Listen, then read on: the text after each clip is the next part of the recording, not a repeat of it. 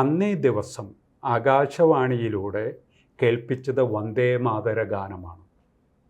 അതിൽ സമ്പൂർണമായി അതെ, മുറിക്കാനൊന്നുമില്ല. ഇല്ല. കാര്യം എന്താണെന്ന് വെച്ചാൽ ക്വിറ്റ് ഇന്ത്യ. ഒരു കാലത്ത് ബംഗാളിലും ഈ പ്രശ്നം ഉണ്ടായിരുന്നു. വന്ദേ മാതര ഗാനം പാടിയാൽ ഉള്ള മതേതരത്വം ഒക്കെ തകരും എന്നുള്ളതുണ്ടായിരുന്നു. ഇന്നവിടെ 80 സ്വാതന്ത്ര്യം കിട്ടി 80 വർഷം കഴിയുന്നു. ഇങ്ങനെയുള്ള എത്രയോ പേര് അവരുടെ ജീവത്യാഗം കൊണ്ടാണ് നമ്മൾ ഇന്ന് അനുഭവിക്കുന്ന സ്വാതന്ത്ര്യദിനം. അരവിന്ദൻ പറയുന്നുണ്ട് സ്വാതന്ത്ര്യദിന പ്രസംഗത്തിൽ, ഭാരതം അതിൻ്റെ ഒരു നിർണായക ഘട്ടത്തിലാണ്. നമസ്കാരം, ഭാരത് ലൈവിലേക്ക് സ്വാഗതം. നമസ്കാരം രാജീവേട്ട. രാജീവേട്ട, നമ്മുടെ ഈ വന്ദേമാതര വിവാദം അവസാനിക്കുന്നില്ല. ഇപ്പോൾ ആഗസ്റ്റ് 15 വരാൻ പോവുകയാണ്. ഈ ആഗസ്റ്റ് 15 നമ്മുടെ സ്വാതന്ത്ര്യ ദിനം എന്നത് കൂടാതെ ഇന്ത്യൻ സ്പിരിച്വൽ ഹിസ്റ്ററിയിൽ, അല്ലെങ്കിൽ ഇന്ത്യയുടെ ഭാരതത്തിൻ്റെ ആധ്യാത്മിക നഭോമണ്ഡലത്തിൽ മറ്റൊരു വലിയ പ്രത്യേകതയുണ്ട്. അവിടെ ഒരു തിളങ്ങി നിൽക്കുന്ന ഒരു മഹാനക്ഷത്രമുണ്ട്. ആ നക്ഷത്രത്തിൻ്റെ ജന്മദിനം ആഗസ്റ്റ് 15. മറ്റാരുമല്ല, മഹർഷി അരവിന്ദ ഘോഷ്, ഇന്ത്യയുടെ മഹാനായ ഭാരതാംബയുടെ മഹാനായ പുത്രൻ അരവിന്ദ ഘോഷിൻ്റെ ജന്മദിനം കൂടിയാണ്. ഈ അരവിന്ദ ഘോഷും വന്ദേമാതരവുമായിട്ട് വലിയ ബന്ധമുണ്ടായിരുന്നു എന്നാണ് ഞാൻ മനസ്സിലാക്കുന്നത്.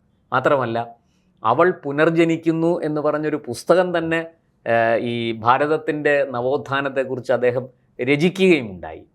അപ്പോൾ ഈ ഇന്ത്യൻ സ്വാതന്ത്ര്യ സമരവും വന്ദേമാതരവും അത് അരവിന്ദ ഘോഷിൽ ഉണ്ടാക്കിയ ഒരു സ്വാധീനവും വെറും ഭൗതികമായോ വിപ്ലവകരമായോ മാത്രമല്ല, ആധ്യാത്മികമായും അതിനൊരു വലിയ സ്വാധീനം സൃഷ്ടിക്കാൻ കഴിഞ്ഞു എന്നാണ് അരവിന്ദനെ പഠിച്ചവരെല്ലാം വിലയിരുത്തിയിട്ടുള്ളത്. ഈ വിഷയത്തിൽ അങ്ങയുടെ അഭിപ്രായം എന്താണ്? 1947 ഓഗസ്റ്റ് 15 ഭാരതത്തിന് സ്വാതന്ത്ര്യം കിട്ടുന്നത്.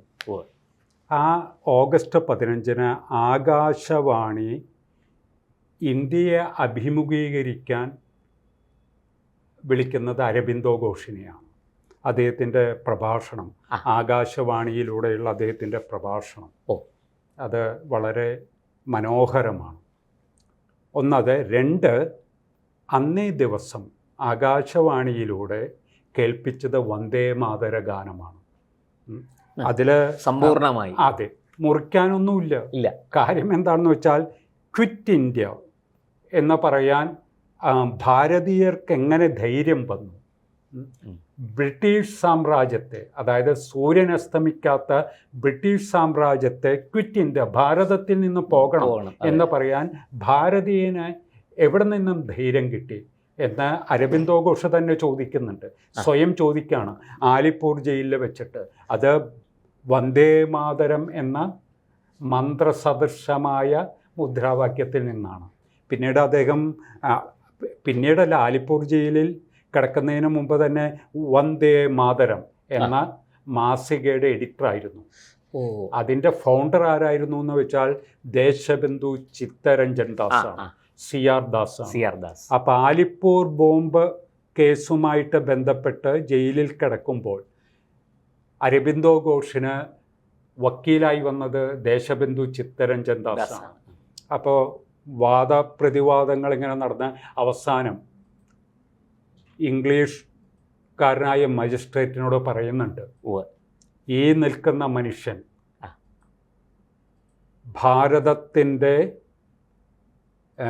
നവോത്ഥാന സംരംഭങ്ങളിൽ പ്രഥമഗണീയനായി അറിയപ്പെടുന്ന ഈ മനുഷ്യൻ ഇപ്പോൾ ഭാരതത്തിൻ്റെ കോടതിയിലല്ല നിൽക്കുന്നത്, ബ്രിട്ടീഷ് ഇന്ത്യയുടെ കോടതിയിലല്ല നിൽക്കുന്നത്, ലോകചരിത്രത്തിൻ്റെ മുന്നിൽ നിൽക്കുകയാണ്. നിങ്ങൾ ഇദ്ദേഹത്തെക്കുറിച്ച് പറയുന്ന ഒരു വിധി അത് ലോകം മുഴുവനും ശ്രദ്ധിക്കും എന്ന് നിങ്ങൾ മനസ്സിലാക്കണം. അങ്ങനെ ആലിപ്പൂർ ബോംബ് കേസിൽ അങ്ങോട്ട് യാതൊരു റോളും ഉണ്ടായിരുന്നില്ല, അദ്ദേഹത്തെ മോചിപ്പിക്കണം. അപ്പം അരബിന്ദനിലൂടെ, അതായത് കവിയും വിപ്ലവകാരിയുമായ അരബിന്ദൻ, പിന്നെ അരബിന്ദോ ഘോഷ്, പിന്നീട് അദ്ദേഹം മഹർഷി അരബിന്ദനാകുന്നത്. അപ്പം നമുക്ക് ഈ സന്ദർഭത്തിൽ അരബിന്ദ മഹർഷിയിലൂടെ ഉരുതിരിഞ്ഞു വന്ന വന്ദേ മാതര ഗാനം, അതാണല്ലോ ആകാശവാണി മുഴുവനും കേൾപ്പിച്ചു. അതും സ്വാതന്ത്ര്യ ദിനത്തിൽ. അത് അരബിന്ദ മഹർഷിയുടെ, അപ്പോഴേക്ക് അദ്ദേഹം അരബിന്ദ മഹർഷി അദ്ദേഹത്തിൻ്റെ ഒരു ആശ്രമത്തിലേക്ക് സ്വാധീനത്തിലാണ്. അപ്പോൾ അവിടെ അതുമായി ബന്ധപ്പെട്ട് ഫ്യൂച്ചർ പോയട്രി എന്ന് പറഞ്ഞൊരു വലിയ ഗംഭീര പുസ്തകം അദ്ദേഹത്തിൻ്റെ ഉണ്ട്. ആ പോയിട്രിയിൽ അദ്ദേഹം പറയുന്നത് വന്ദേ മാതര ഗാനം അത് ഭാരതീയ മനസ്സിൻ്റെ സർഗചേതന ഉണർത്തിയ മന്ത്രമാണ്. അത് ഉദാഹരണത്തിന് ഇപ്പം അദ്ദേഹം പറയുന്നത് അദ്ദേഹം വിശ്വസാഹിത്യത്തിൻ്റെ മറുകര കണ്ട മഹാജ്ഞാനിയാണ്. അപ്പം അദ്ദേഹം പറയുന്നത്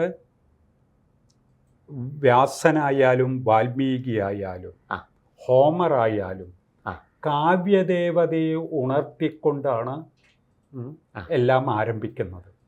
ഇപ്പോൾ ഉദാഹരണത്തിന് എഴുത്തച്ഛൻ തന്നെ, തുഞ്ചത്ത് രാമാനുജൻ എഴുത്തച്ഛൻ പാടുന്ന എന്താ തുടക്കത്തിൽ വരൂ ശാരികേ ചാരുശീലേ,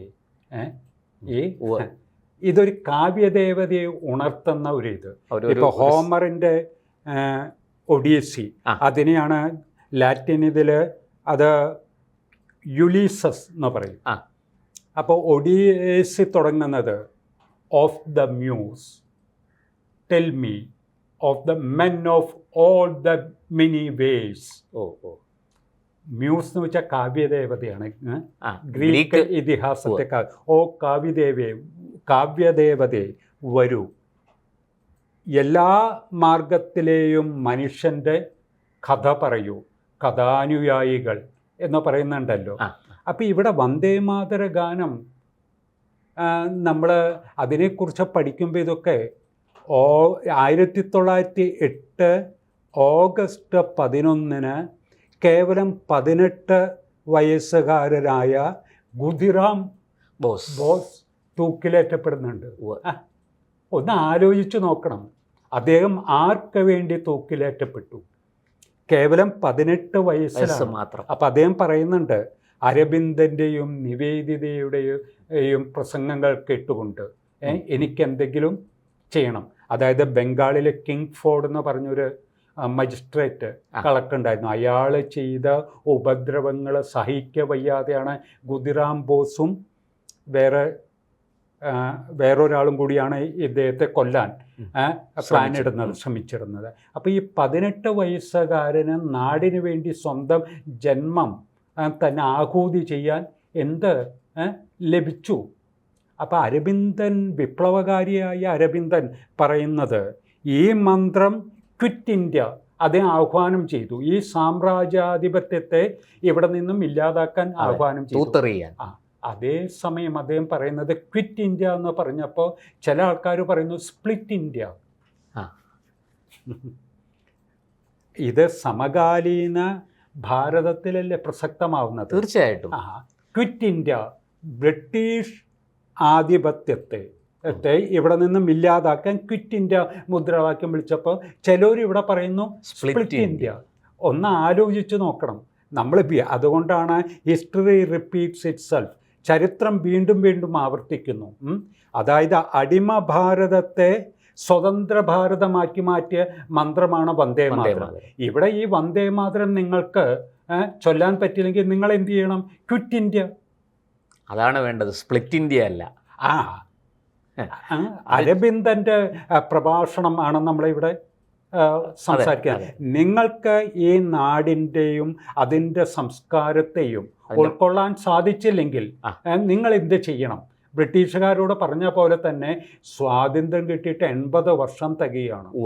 ഇപ്പം ഇവിടെ ബംഗാളിൽ ഒരു കാലത്ത് ബംഗാളിലും ഈ പ്രശ്നം ഉണ്ടായിരുന്നു.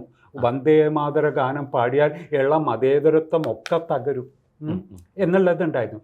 ഇന്നവിടെ 80 സ്വാതന്ത്ര്യം കിട്ടി 80 വർഷം കഴിയുന്നു.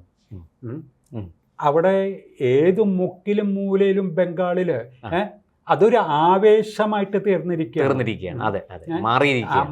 ഒരു വലിയ മാറ്റമാണ്. എന്തിന്? കാശ്മീരിൽ എടുത്തു പറയേണ്ട ഒരു കാര്യമാണ്. അതായത് കൽഹടൻ്റെ രാജതരംഗണിയുടെ ഈരടികൾ കേട്ട് കോൾമയിൽ കൊണ്ട കാശ്മീരം. ആ കാശ്മീർ മഹത്തായ പൈതൃകമാണ്.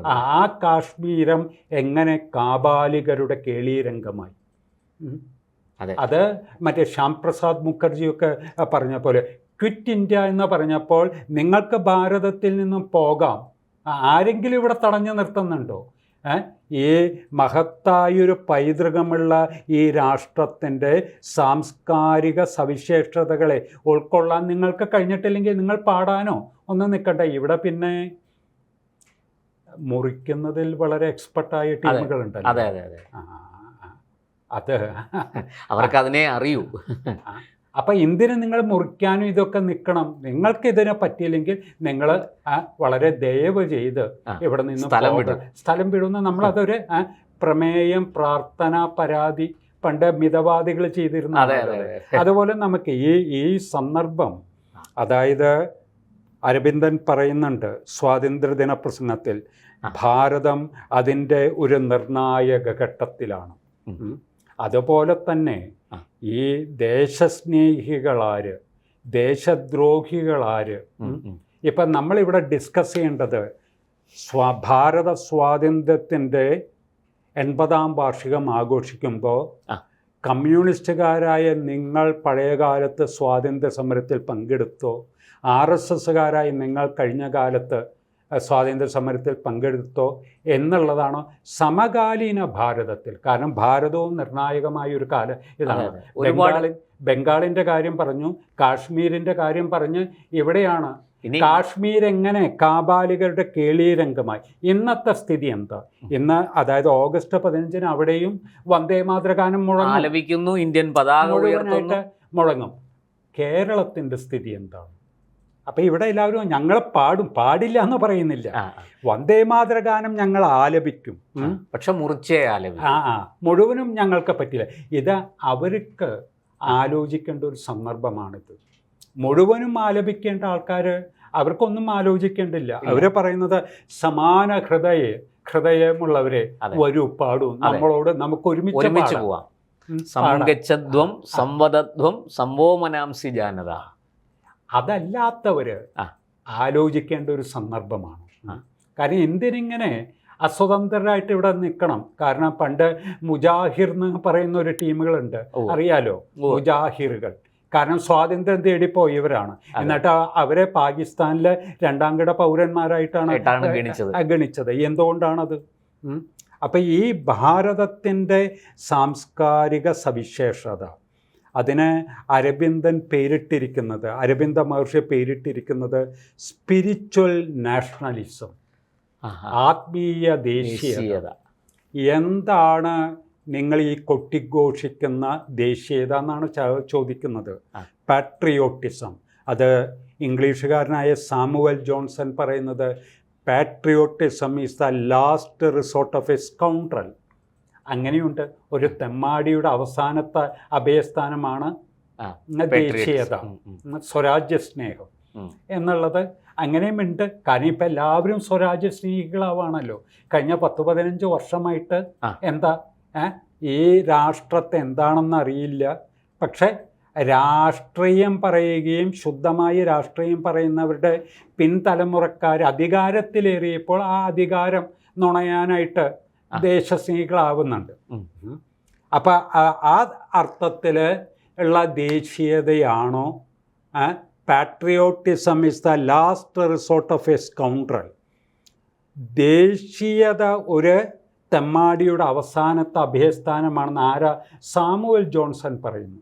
പക്ഷെ അരബിന്ദ മഹർഷി പറയുന്നത് nationalism is A religion that comes from God. ഈശ്വരനിൽ നിന്നും വരുന്ന ഒരു മതമാണ് ദേശീയത. അതുകൊണ്ടാണ് ഖുദിറാം ബോസ്, 18 വയസ്സായുള്ള ഖുദിറാം ബോസ് വന്ദേ മാതര ഗാനം ആലപിച്ച്, പ്രഫുല്ല ചാക്കി, രാം പ്രസാദ് ബിസ്മിൽ, ഭഗത് സിംഗ്, രാജ്ഗുരു, സുഖദേവ്, അങ്ങനെ എത്ര ശ്രേണിയിൽ ഒരാളുടെ പേര് കൂടി നമുക്ക് ഒഴിവാക്കാൻ കഴിയില്ല. അഷ്ഫാഖ് ഉള്ള ഖാൻ. ഈ രാംപ്രസാദ് ബിസ്മിലിന്റെ ഒപ്പം കാക്കോറി ട്രെയിൻ കൊള്ള കേസിൽ അദ്ദേഹത്തെ തൂക്കിലേറ്റി. ഖാജ നസ്രുൽ ഇസ്ലാം. ഇങ്ങനെയുള്ള എത്രയോ പേര് അതെ. അവരുടെ എന്താ ജീവത്യാഗം കൊണ്ടാണ് നമ്മൾ ഇന്ന് അനുഭവിക്കുന്ന സ്വാതന്ത്ര്യദിനം. ഇപ്പം നമ്മൾ ഓഗസ്റ്റ് 15 എല്ലാവരും എന്താ ചെയ്യുന്നത്? എല്ലാവരുമല്ല, ബഹുഭൂരിപക്ഷം ചെയ്യുന്നത് എന്താ? അവനവൻ്റെ ഫോട്ടോ വെച്ചിട്ട് ഒരു സ്വാതന്ത്ര്യദിന ആശംസയാണ്. ഇവിടെ ഇപ്പോൾ ഞാൻ വീണ്ടും ആവർത്തിക്കുകയാണ്, 1908 ഓഗസ്റ്റ് 11 ഖുദിറാം ബോസ് തൂക്കുമരത്തിലേറി. ഇന്ന് ബംഗാളിൽ ഇന്നെന്ന് പറഞ്ഞാൽ ഈ ഓഗസ്റ്റ് 15 അദ്ദേഹം പിടിക്കപ്പെട്ട ബ്രിട്ടീഷ് പോലീസുകാരാൽ പിടിക്കപ്പെട്ട മുസാഫർപൂറിലൊക്കെ വലിയ ആഘോഷമാണെന്നാണ് പറയുന്നത്. അദ്ദേഹം ജനിച്ച മേദിനിപ്പൂർ, വെസ്റ്റ് മിഡ്നാപ്പൂരാണ്. ഒക്കെ വലിയ ആഘോഷമാണെന്നാണ് കേൾക്കുന്നത്. 100 വർഷം കഴിഞ്ഞത് പഴയ ബംഗാൾ തിരിച്ചു വന്നിരിക്കുന്നു. ബംഗാൾ തിരിച്ചു വരുന്നു, കാശ്മീർ തിരിച്ചു വരുന്നു. ഭാരതം കേരളം എങ്ങോട്ടാണ്? അല്ല, അത് കേരളത്തിനും മറ്റൊരു വഴിയുമില്ല എന്ന് മനസ്സിലാക്കുന്നു. ഒന്നുകിൽ വന്ദേ മാതര ഗാനം മുഴുവനുമായി പാടുക, അതല്ലെങ്കിൽ മുറിക്കണമെങ്കിൽ മുറിക്കാം. ദയവ് ചെയ്ത് ക്വിറ്റ് ഇന്ത്യ, സ്പ്ലിറ്റ് ഇന്ത്യ. അതാണല്ലോ ഈ എന്താ എന്താ ഒരു ദക്ഷിണേന്ത്യ കട്ടിംഗ് സൗത്ത് എന്നൊക്കെ പറയുന്നത്. വെറുതെ സമയം കളയാതെ എത്രയോ കാലങ്ങളെ എന്തിന് ദ്രാവിഡ മുന്നേറ്റ കഴകം കഴിയുന്ന അവർക്ക് പോലും ഇതിനെ ഉൾക്കൊള്ളാൻ അവർക്ക് സാധിക്കുന്നുണ്ട്. കാരണം സുബ്രഹ്മണ്യ ഭാരതി എന്നൊക്കെ പറയുമ്പോൾ അപ്പം ഇവിടെ ഞാനീ പറയുന്ന വന്ദേ മാതരം എന്ന അദ്ദേഹം സുബ്രഹ്മണ്യ ഭാരതി ഇടയ്ക്കൊന്ന് ചോദിച്ചോട്ടെ, അരവിന്ദ ഘോഷിന്റെ ശിഷ്യനാണ്. സിസ്റ്റർ നിവേദിതയുടെയും അരവിന്ദോ ഘോഷിന്റെയും ശിഷ്യനാണ്. പിന്നീട് പുതുച്ചേരിയിൽ അരവിന്ദോ ഘോഷ് പോയപ്പോൾ ദേശീയ കവി എന്നാണ് അദ്ദേഹം അറിയപ്പെടുന്നത് തമിഴ്നാട്ടില്. അപ്പം ഞാനിവിടെ ചുരുക്കി പറഞ്ഞത്, അരബിന്ദോ ഘോഷിലൂടെ വന്ദേ മാതൃ ഗാനത്തിലെത്തിയപ്പോൾ ഇത് ഭാരതീയ മനസ്സിൻ്റെ സർഗചേതനയെ ഉണർത്തിയത്. ഗ്രീക്ക് പറഞ്ഞു കാവ്യദേവത ഉണർത്തുന്ന പോലെ, എഴുത്തച്ഛൻ ഉണർത്തുന്നത്. എന്തിനാ ഭാസ്കരൻ മാസ്റ്റർ ഒരു ഗാനം ഞാനിപ്പോൾ അതിരാവിലെ കേട്ടു, അനഘ സങ്കല്പ ഗായിക എന്ന് പറയുന്നത്. അനഘ സങ്കല്പ ഗായിക. അനഘ എന്ന് വെച്ചാൽ കളങ്കമില്ലാത്തവൾ. സങ്കല്പത്തിൽ, നമ്മുടെ സങ്കല്പത്തിലുള്ള ഭാരതം ഒരു കളങ്കത്തിനും ഒന്നും ചെയ്യാൻ പറ്റാത്ത ഭാരതമാതാവ്. ആ ഭാരതമാതാവിന് വേണ്ടി വീരാത്മാക്കളെ ആവശ്യമുണ്ട് എന്നായിരുന്നു അരബിന്ദ മഹർഷിയുടെ, അതായത് കവിയും വിപ്ലവകാരിയും പിന്നീട് യോഗിയുമായി തീർന്ന അരബിന്ദൻ്റെ ആഹ്വാനം എന്തായിരുന്നു എന്ന് വെച്ചാൽ, ഭാരതമാതാവിന് വീരാത്മാക്കളെ ആവശ്യമുണ്ട്. അത് കേരളത്തിലും ഉണ്ടാകും. കഴിഞ്ഞ കാലമല്ല, ഇനി വരുന്ന കാലഘട്ടത്തിൽ സ്വാമി വിവേകാനന്ദൻ, അരബിന്ദ മഹർഷി തുടങ്ങിയ മഹാത്മാക്കളുടെ ആഹ്വാനം ഏറ്റുകൊണ്ട് ഇവിടെയും തീർച്ചയായും വീരാത്മാക്കൾ ഉണ്ടാകും എന്നുള്ള ഒരു പ്രത്യാശയോടുകൂടി നമുക്ക് ഈ സ്വാതന്ത്ര്യദിനം ഒരു വിഭാത വേളയിലാണ് നമ്മൾ. ഒരു പുനർജന്മം, മറ്റേ അരബിന്ദ മഹർഷി പ്രയോഗിക്കുന്ന ഒരു ആഹ്വാനമാണ് കൂടെ പുനർജന്മം, റീബർത്ത് ഓഫ് ഭാരതത്തിൻ്റെ പുനരുദ്ധാരണം. അതെന്തിനായിട്ടാണ്? വിശ്വഗുരുവായിട്ട്. അതാരെങ്കിലും തള്ളിപ്പറയാനൊന്നുമല്ല. കാരണം ഭാരതത്തിൻ്റെ സംസ്കാരത്തിൽ അലിഞ്ഞു ചേർന്ന സവിശേഷത സ്വാംശീകരണമാണ്, അസിമിലേഷൻ. അപ്പം നല്ലതിനെയെല്ലാം സ്വാംശീകരിച്ചുകൊണ്ട് അതിൻ്റെ ലക്ഷ്യമെന്താണ്? വിശ്വഗുരുവാണ്. അപ്പോൾ ആ വിശ്വഗുരുവിലേക്കുള്ള പ്രയാണത്തിൽ നിങ്ങൾക്ക് സമാന ഹൃദയരെ, നിങ്ങൾക്ക് നമ്മളോടൊപ്പം സഹകരിക്കാം, നമുക്ക് ഒരുമിച്ച് മുന്നോട്ട് പോകാം. ഇതാണ് സ്വാതന്ത്ര്യദിന സന്ദേശം എന്നാണ്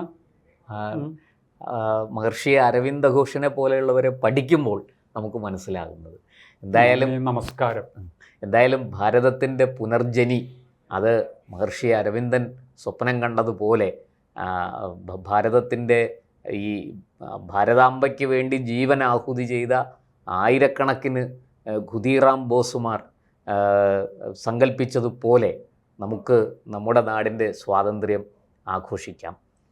അത് വന്ദേ മാതരത്തിലൂടെ ആകുമ്പോൾ അതിൻ്റെ ആ മാസ്മരികത, അതിൻ്റെ മനോഹാരിത കൂടുതൽ കൂടുതൽ മിഴിവുറ്റതാകുകയാണ്. എന്തായാലും അതിന് വൈമനസ്യമുള്ളവരോട് ഒന്നേ പറയാനുള്ളൂ, ക്വിറ്റ് ഇന്ത്യ, സ്പ്ലിറ്റ് ഇന്ത്യ ഇനി വിജയിക്കില്ല. അത് തീർച്ചയാണ്. ആയിരം മഹർഷി അരവിന്ദന്മാർ ഇവിടെ നിന്ന് ഉയർത്തെഴുന്നേൽക്കും. നന്ദി, നമസ്കാരം. വന്ദേ മാതരം. വന്ദേ മാതരം.